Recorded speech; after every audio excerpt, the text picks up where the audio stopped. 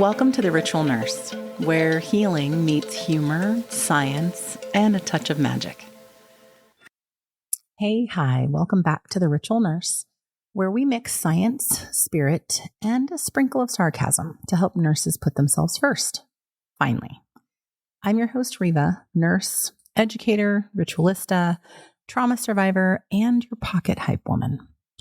This week we're getting real about boundaries. Not just the I'm not picking up that extra shift kind, but the kind that protect your peace.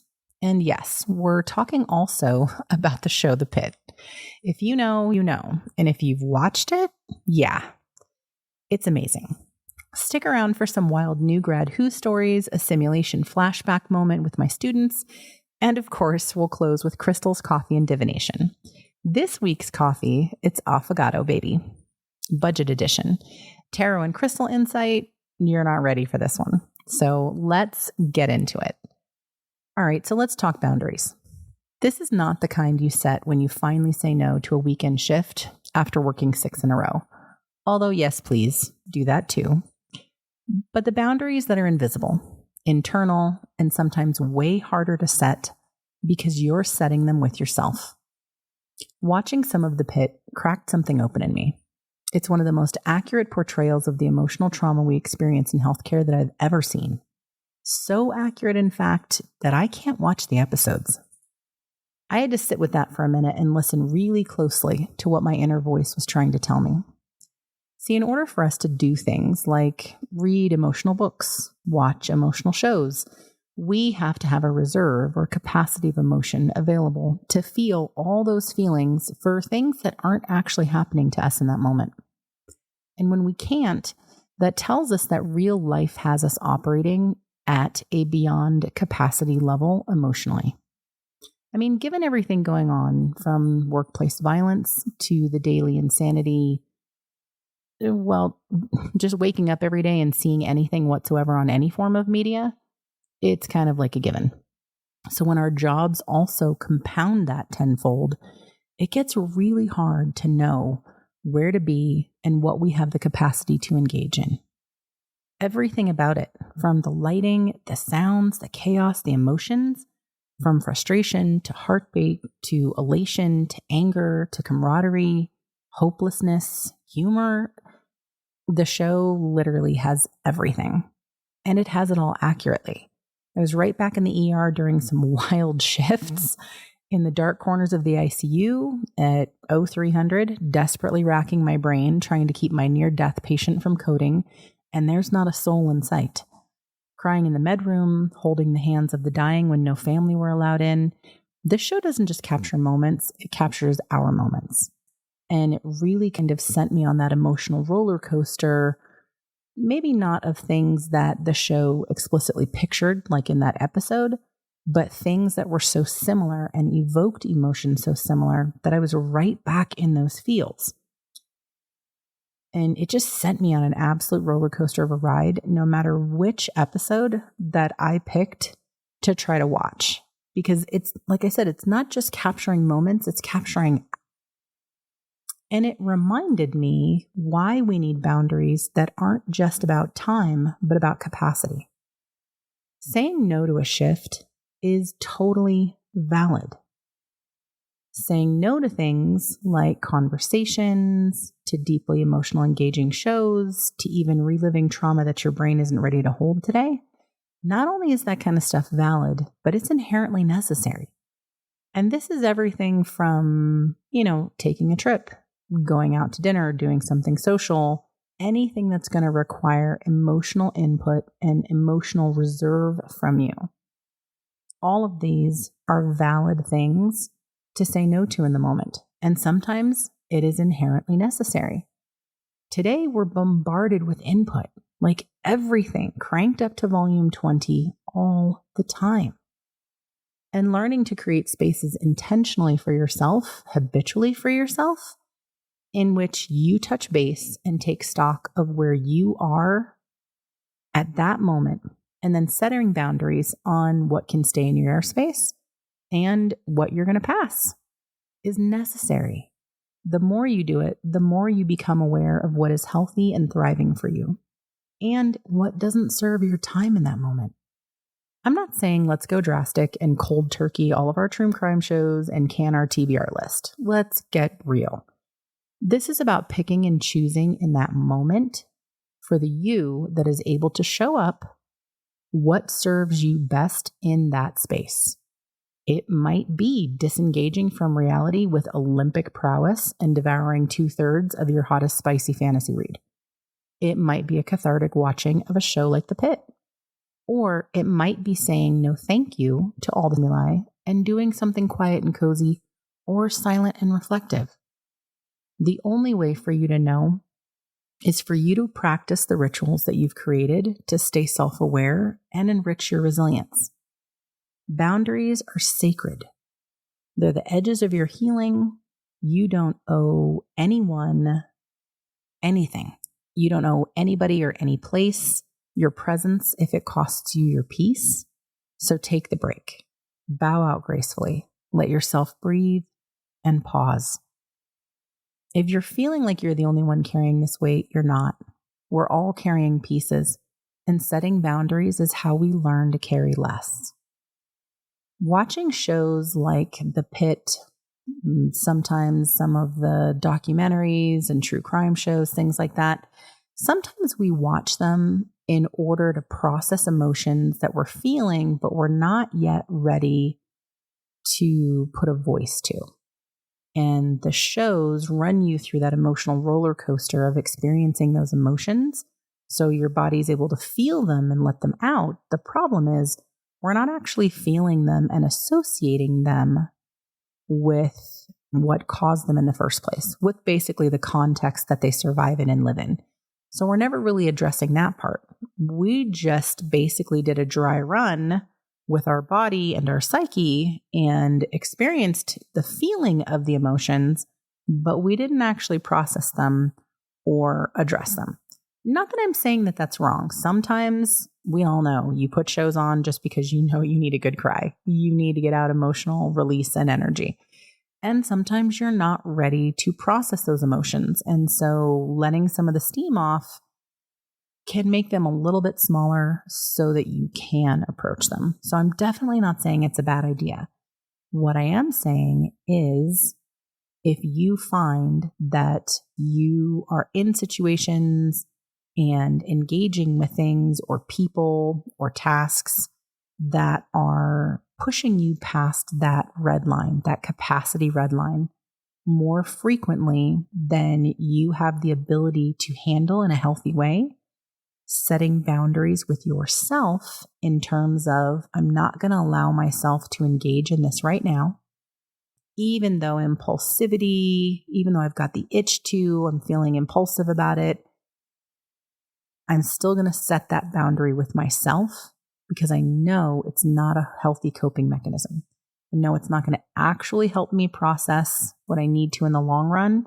And setting those kind of boundaries with yourself can be really, really tough. So I'm definitely not saying don't watch the shows, don't read the books, avoid the friend gatherings or social scenes. I'm definitely not saying that. If the you in that moment that's showing up needs those things or wants to do those things, and that's a good thing for you, absolutely 10 toes down, have at it, enjoy.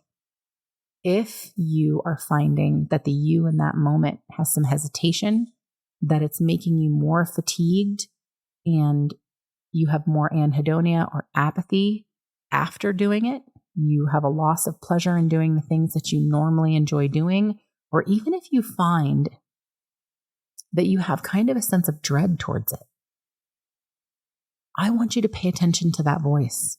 And if you need to set a boundary with yourself to protect your own space, then do so. Okay, so deep breath. Let's shake it off. Unclench your jaw, roll your shoulders, take a sip of whatever you're sipping on. This next part's a throwback, a nursing school flashback, if you will. So use our usual musical midpoint to pause if you got to hit the floor or refresh your drinks and snacks, and we will see you in just a minute.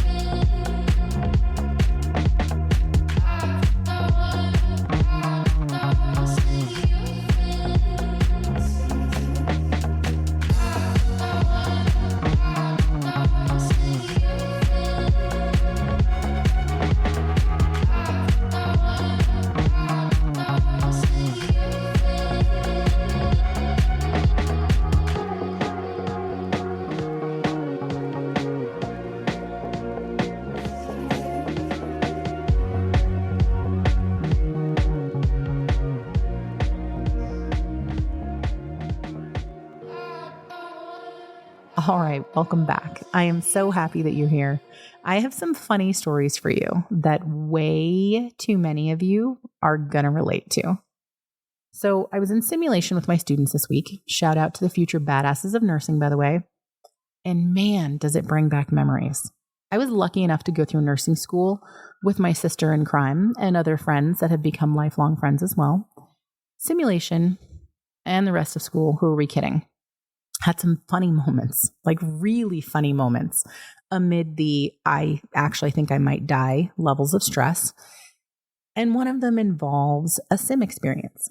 We were all four of us, standing in sim, my sister in crime and I, our two closest friends. And of course, on the other side of the glass, your sim instructors are watching, they're grading you. Tensions are high. You don't even know how to knock on the door correctly and introduce yourself correctly to the patient. It feels like you forget how to stand and you forget what to do with your arms and legs when you're, trying to run through the simulation and take care of the patient. Well, this particular simulation had to do with, doing a full head to toe assessment and inserting a Foley for a patient. So that was our sign off for that day. That was our simulation. And we all had our different roles. You know how it goes. You've got the nurse, you have the assistant to the nurse, you have the family member. And of course, my sister always had the knack for being the difficult family member.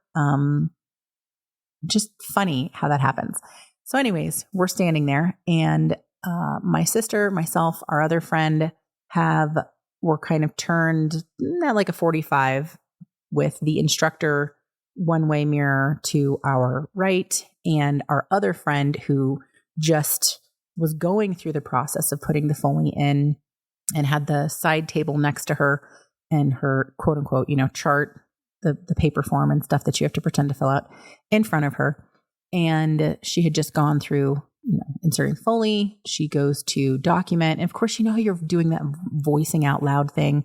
Okay, now I'm, documenting this. And you're kind of mimicking pseudo role playing in your simulation. Well, she goes to document it. And my sister, without really moving very much, kind of leans in towards her and without looking at her, stage whispers to her semi-quietly because she couldn't lean very far forward because she didn't want the instructors to see that she was leaning forward, and whispers to my friend, "You have penis on your gloves." Because my friend had forgotten to take her gloves off after inserting the Foley and had just picked up her pen and was about to, write all over the patient's chart. And so, of course, with that being said, my friend gasps out loud and kind of throws her hands up in the air. And the three of us standing sort of near the wall like Three Stooges absolutely are laughing through our nostrils, trying to remain stone-faced and not get in trouble in simulation and fail the sim. And to this day, well over a decade and a half later, we'll routinely and randomly send each other texts that just simply say, "You have penis on your gloves." In simulation, the thing I think that makes me laugh the most is how awkward and weird it makes literally the most normal of movements. Like, how do you forget how to use hand sanitizer from the dispenser? Well, I guarantee that if you're being tested in simulation, suddenly you have no idea what to do with your hands. It feels like you have too many fingers. And for some reason, the concept of hand sanitizer, getting it from the dispenser feels like some kind of like Nobel Peace Prize award-winning mechanism that you have to pull off. And it just really made me laugh. Of course, I did share the story with one of my sim groups today. They laughed about it. And I think from their perspective, it was kind of impossible to figure out how that wouldn't be horrifying and like a near-death experience for them. But I assured them that once they become nurses and all of that's in the past, that they will indeed laugh about so many of the moments that they shared together. We talk a lot about, in nursing school, about what you'll learn, but there's a whole other category. And that is the category of things you didn't know that you didn't know until it smacked you in the face during your first shift or first year as a new grad, and then you never, ever forget. So Here's one, like maybe saying shit loudly in front of a patient and your clinical instructor when the sub-Q injection that you were giving or attempting to give just bounces off of your patient's abdomen because they're about 100 years old and have skin like taut leather, only for your clinical instructor to attempt it and break the needle. And the patient says shit and everyone laughs. Then the patient tells you, yeah, that's why I do them in the back of my arm. Can't get the damn things in anywhere else. So you learn to ask patients about their own care and listen to them. Or maybe when you're a new grad in the ICU trying to hang a bag of D5 half normal and look smooth, like the experienced nurses around you. So you follow the advice of one of the nurses and hang it first. Snap the rubber off the port like a baddie and get covered in slick fluid before you can even get the spike in the bag. Only to hear laughter and groaning from the hallway. The more you grab it, the more fluid you gush out because you're grabbing and squeezing the bag, and you can feel your shoes filling up at that point. So did you know that D5 half normal is slippery as shit, but dries like Mod Podge 3000? No? Well, you do now. You're welcome. You realize that not everyone is looking out for you. Spike the damn thing upside down like a normal human, and when it's your turn to precept, don't be a bully. I like horror games, suspense games, and very rarely jump scare games. Getting jump scared, however, by not realizing that if you sit a very recently deceased patient up at a 45-degree angle and make them look as comfortable and presentable as possible for their family to say their goodbyes, means that, a little over 2 hours later, when you put the bed down, they're still going to be sitting up looking at you. And when they do flop backwards, the air in their chest makes a horrific sound. So we're not going to discuss how I absolutely evaporated right then and there on the spot. Bestie, we're just not. We're going to pretend that didn't happen. But this is the joy and the chaos and the black comedy of being a nurse. These are some of the experiences that we share that unless you've lived them, even the stories don't even really resonate the same way. But we live it every damn day. So now it's your turn. I want to know what your I didn't know moment is. That one story you still laugh about or maybe cringe a little. Can you say D5 half normal when you think about it? I know you have one. Send it to me. I want to read it on the pod. Seriously, just hit the reply button on the feedback form, DM me, email me, whatever's easiest. Come sit with me in this chaos because I know I am not alone in this, and tell me yours. All right, time for our grounding ritual. It is crystals, coffee, and divination time. So the coffee of the week is Affogato. If you've never had one, it's literally just espresso poured over ice cream, aka heaven on earth. Fancy, rich, anti vibes? Totally. But we're going to keep it budget friendly because, yeah. So simple vanilla ice cream, just plain, no frills vanilla ice cream. Or here's an even more budget friendly tip. You know those super delicious, like super cheapy vanilla ice cream sandwiches with the chocolate, air quotes, cookie top and bottom? The part that sticks to your teeth worse than like white Wonder Bread ever could? Yeah, that epicness. Take one of those bad boys, break it in half, and pour the hot espresso over it. Give it a second or two to melt. And there you have a super fancy, creamy chocolate vanilla affogato situation happening. Also, for other non-dairy options and stuff, you can use cold brew concentrate over non-dairy vanilla ice cream or frozen whipped coconut milk. They even have non-dairy whipped creams now, like in the can, that actually look like whipped cream and taste phenomenal. And for the extra rich texture, you can do a scoop of frozen banana, like a couple slices of frozen banana, blended with oat milk, and it works perfectly. It's thick, just like ice cream, non-dairy alternative. You can also do decaf coffee. So decaf coffee comes in cold brew, or you can brew it hot, but use less water for a super rich coffee taste, but none of the palpitations. So also no espresso machine, like not that bougie. Most of us aren't. Instant espresso and hot water. Close enough, babe. Get it nice and hot. Get the instant espresso. Get it to just the taste and thickness that you want. Pour it over whether it's vanilla ice cream, whether it's the ice cream sandwich epicness, non-dairy, doesn't matter. It works perfectly. So make up one of these bad boys this week and thank me later. Our crystal draw. So with our crystal portal oracle deck, I got amethyst, which is lunar insight for this deck. And that is intuition and calmness and spiritual insight. This card reminds us that rest is a revelation, that the answers we seek come not when we chase them, but when we create quiet. I actually laughed when I pulled this card because I was thinking about the show outline that I was just looking at, and it literally is just right on the nose. The card is absolutely, absolutely gorgeous. It's a cluster of amethyst in a crescent moon with a kind of like a depiction of like a third eye or a spiritual center, like looking down at it. Our tarot pull, okay, be ready for this.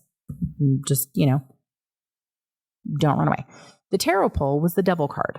And for that deck, it's labradite. So, I know. But this one is a call in, not a call out. So the devil in this deck speaks to unhealthy attachments, burnout cycles, and habits that could possibly be dimming our light. But paired with labradorite, it's about transformation, motivation, insight, a chance to let go of what's consuming you and step back into your power. So this could even be something like a negative behavior, a habit, or an addiction that's consuming your focus or your time. Is that kind of ringing any bells? How we may or may not do that avoidance of processing routine where we watch traumatic shows and go through all the emotional feels, but yet we're not actively productively doing something for ourselves at the moment. Maybe kinda, could be, but having the insight and coupling that with the motivation for change and reflection can often happen most clearly in moments where we are creating quiet and we are creating rest for ourselves. So let that hit while you sip on your affogato that week. So if you're still with me, thank you. This episode was a whole journey. Boundary setting, the amazingness and simultaneous holy shit Batman of the Pitt, new grad chaos, and powerful insight. And I need your help to keep this going. If you loved this episode or it made you feel seen, please share it, screenshot it, post it, text it to your work bestie. Even if they're not a nurse or don't work in healthcare, I guarantee that what we go over in these episodes will be helpful to them in a really impactful way, and also give them a really unique perspective about what you do. Every share helps this podcast reach another nurse who needs to hear it. Set your podcast player to download each new episode. It's not going to take up much space at all. It'll only keep the newest episode, but you'll have it ready to go the morning it drops, and you'll get a reminder that that goodness is waiting for you. And I want to hear from you too. I want to hear your stories, your rituals, your burnout, your magic. There's so many ways that you can reach me. In the show notes link, there's a feedback form. It actually sends an anonymous text right to my phone, and it's amazing. On the Code Team website, which is tcth.org, you can scan a QR code, or you can email me at hello@ritualnurse.com. You can slide into DMs on socials at the Code Team. This isn't just my podcast. It's ours. So take care of yourself, bestie. Set that boundary. Drink that affogato. Love your faces. And I'll see you next week. This is your Ritual Nurse, Riva. Thanks for tuning in to the Ritual Nurse podcast. You can find us wherever you listen to podcasts, so don't forget to subscribe and stay connected. For all our social links, free education, classes, blogs, and podcast notes with resources, head over to tcth.org. Until next time, love your faces.